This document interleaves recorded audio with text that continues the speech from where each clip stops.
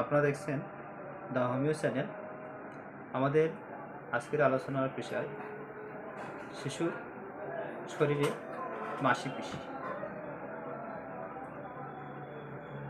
এই মাসিপিশি সম্পর্কে আলোচনার কারণ, গত ভিডিওতে আমি হাম সম্পর্কে আলোচনা করেছি। হাম এবং মাসিপিশি এই রোগটি একই রকম,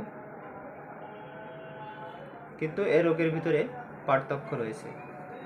যেন আপনাদের হাম কোনটি এবং মাসিপিশি কোনটি এটি বুঝতে অসুবিধা না হয়, সেজন্যে আজকের এই মাসিপিশি সম্পর্কে আলোচনা। তাহলে আমরা মূল বিষয়টিতে আসি। মাসিপিশি সাধারণত শিশুর 7 থেকে 30 দিন বয়স পর্যন্ত বেশি শরীরে দেখা যায়।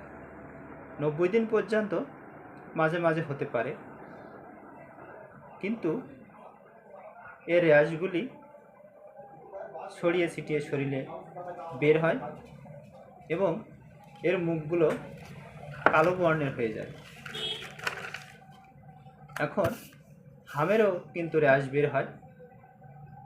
হামের বিষয়টা আমি হামের ভিডিওতে আলোচনা করেছি, কিন্তু মাসিপিশির বিষয়টা কিন্তু এই ভিডিওতে আমি আলোচনা করছি।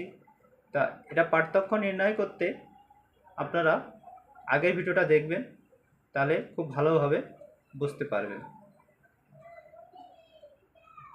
তবে মনে রাখবেন, মাসিপিশি হচ্ছে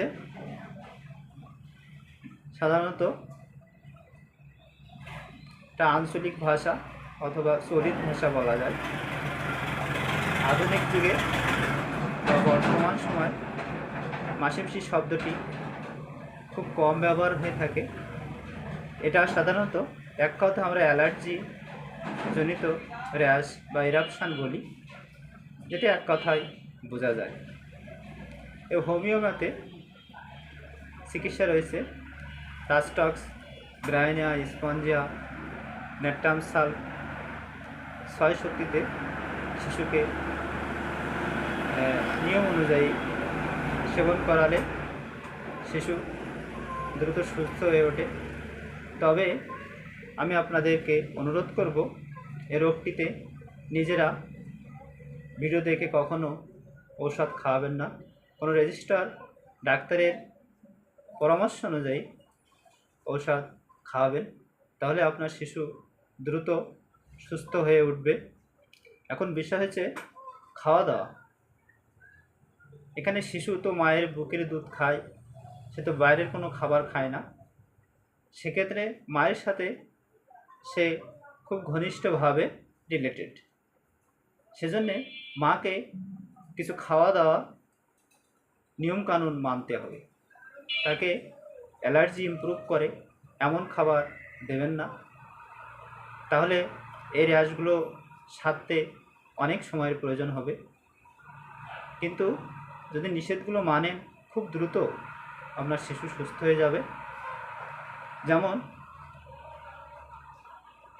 কাঁচকলা, পেঁপে, উচ্ছে, পটল এবং আমাদের দেশীয় যে ফলমূল পাওয়া যায়, এগুলো মাকে বেশি খাওয়াবেন, তাহলে শিশু দ্রুত সুস্থ হয়ে উঠবে। আজকে এ পর্যন্ত। সবাইকে ধন্যবাদ।